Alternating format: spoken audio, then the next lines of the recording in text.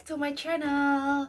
Ya, di episode kali ini seperti di judulnya, di sini gue mau berbagi cerita pribadi gue tentang pertama kali gue masuk Singapura, proses di PT, terus banyak hal lagi. So, ya, dimulai dari mana dulu ya? Oh iya, bentar.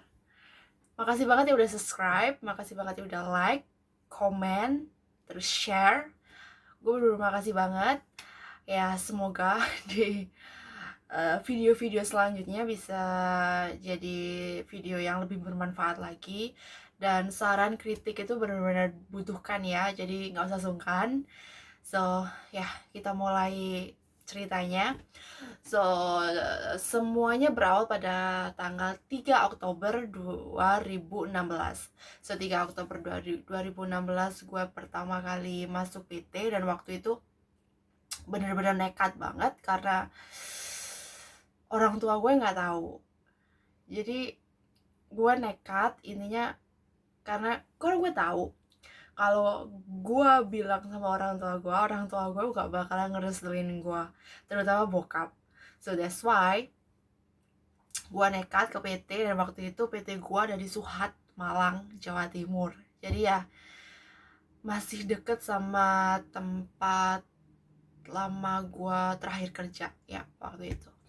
So pertama kali gue masuk PT, gue langsung ambil tujuan Singapura.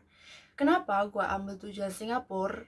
Karena tujuan Singapura itu bisa cepat berangkat daripada Hong Kong atau Taiwan. Jadi kalau selama Singapura itu visanya 1 minggu udah turun dari Singapura ke Indo.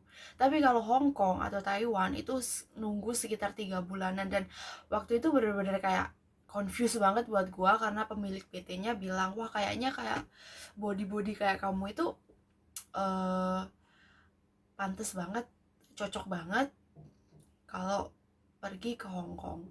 So gua kayak, tapi gue intinya kan karena gue minggat gitu kan, gue minggat, gue nggak ada uang, jadi gue pengennya cepet-cepet berangkat karena ketika waktu itu bener-bener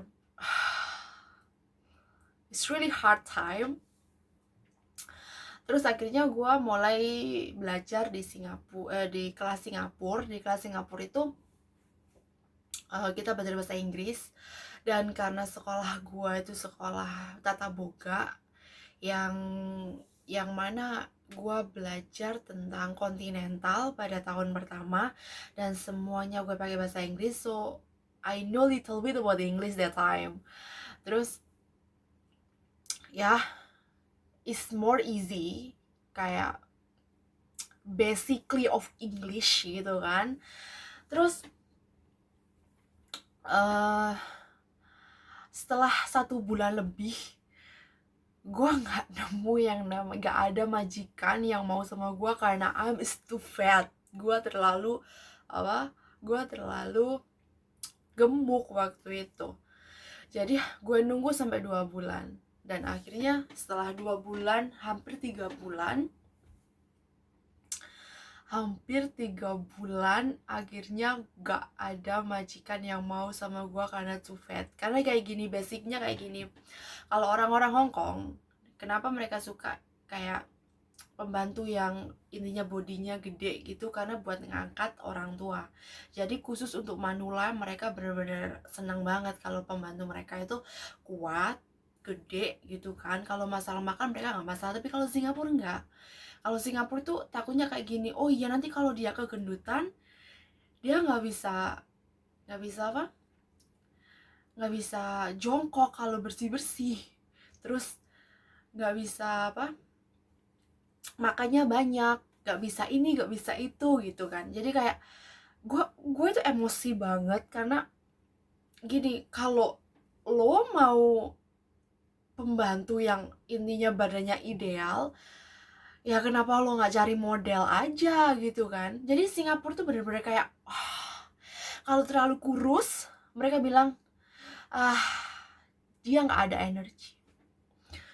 Kalau terlalu gendut, terus dia komennya kayak dia makannya banyak, dia apalah apa. Jadi kayak I'm so akhirnya gue nyabang waktu itu, jadi gue nyabang di Hong Kong. Jadi 1 minggu gue belajar di Hong Kong itu gue udah interview. Ini ada satu momen banget yang bikin gue greget banget. Jadi waktu itu gue interview Singapura karena gue terlalu gendut kan. Jadi gue tuh duduk pertama kali ya interview kan ada kamera kan lewat online gitu kan. Terus gue tuh udah siap-siap kayak prepare kind face gitu kan. Gue prepare kayak wajah-wajah yang kelihatan humble, kelihatan ramah gitu kan. Dan pada akhirnya gue baru duduk waktu itu. Gue waktu itu baru duduk, senyum, baru mau bilang halo, tapi gue masih bilang hah gitu kan. Dia udah bilang next. Dia nggak mau. Jadi di momen itu bener-bener gue merasa down, gue merasa sad banget, gue merasa sedih banget. It's not easy anyway. Terus akhirnya gue nyabang di Hong Kong, gue masuk kelas Hong Kong, jadi gue belajar apa kalau bahasa Hong Kong apa sih bahasa Hong Kong, bukan Chinese, apa sih bahasa Hong Kong, gue lupa. Gue belajar seminggu waktu itu, gue belajar pronouns, kayak cara introduce jadi lekoi, gue masih ingat lah kayaknya dikit-dikit ya, lekoi atau I'm so sorry. Gue bener-bener apa sih bahasa, bentar, nanti lah ya, nanti gue taruh di situ bahasanya apa, gue lupa. Pokoknya gue belajar bahasa Hongkong waktu itu 1 minggu. Gue belajar dari nyebutin nama, umur, status gitu kan. Akhirnya ada majikan nyari, terus gue baru sekali interview dan langsung diterima. Maksudnya langsung diterima itu nggak langsung confirm, enggak, maksudnya masih dipikir-pikir gitu kan. Jadi mereka antara mau dan enggak gitu kan. And then itu gue merasa kayak ada rasa bahagia, antara rasa bahagia sama rasa bingung, confused banget. Jadi kalau selama gue bener-bener join di Hong Kong, gue bener-bener masuk Hong Kong, menuju Hong Kong gitu kan, gue harus nunggu visanya 3 bulan, sementara kantong gue udah kering. Gue harus nunggu 3 bulan. Ya bahagia sih bahagia ya, karena intinya gue dapat kepastian. jadi gue belajar, gue nunggu majikan dari Singapura itu bener-bener long way, 3 months. Terus gue baru seminggu di Hong Kong.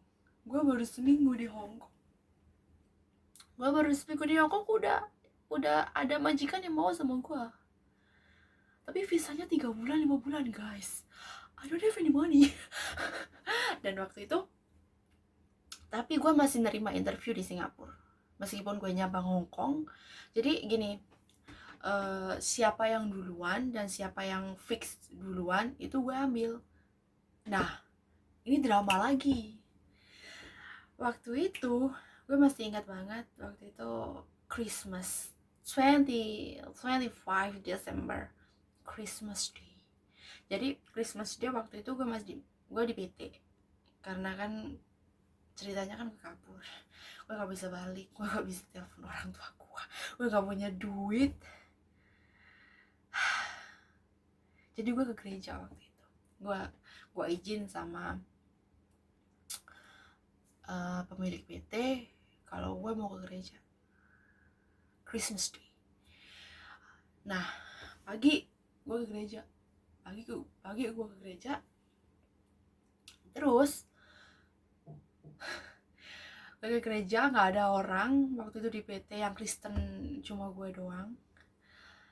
Dan habis pulang dari gereja ada interview dari Singapura dan Hong Kong, dan dua-duanya menginginkan gue. Jadi di situ itu dilema, dilema time. Jadi gue merasa gue mau nanya siapa coba. Lo bayangin kan, intinya gue kabur, gue nggak ada orang yang intinya bisa bantu gue untuk ngambil keputusan. Jadi keputusan itu benar-benar ada dalam gue doang. So gue confused banget. Nah sementara Hong Kong ini ngotot.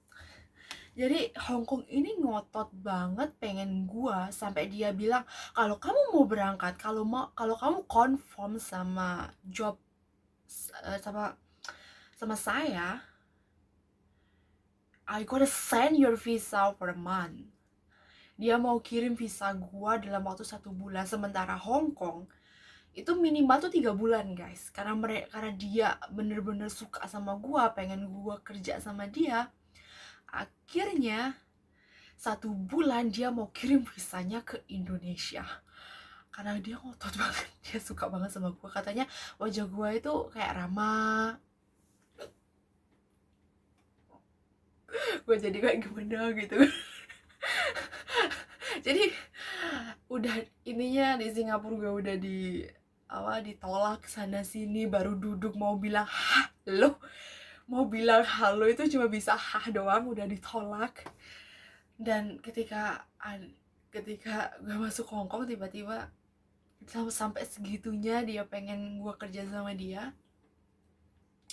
And then akhirnya gue confused banget, dilema banget waktu itu.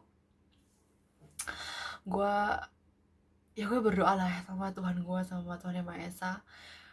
Gue mikir-mikir lagi gitu kan, kalau sama Singapura waktu itu 1 bulan Singapura 1 minggu. Jadi Singapura waktu itu bilang kalau kamu mau menerima Singapura satu minggu visa itu bisa datang. Kalau sama Hong Kong ya 1 bulan. Confused banget gue. Dan gue ngeliat kantong gue itu bener-bener udah gak ada duit. Dan waktu itu gue udah gadein kalung sama anting emas gue. Sementara kalung itu bener-bener kalung pertama kali gue lahir di dunia ini, nyokap gue beliin buat gue, dan itu bener-bener pengorbanan. Sekarang penyesalan yang datang di dalam pikiran gue. Jadi bener-bener drama banget dah. Dan keputusan gue yang terakhir, akhirnya gue pilih Singapura.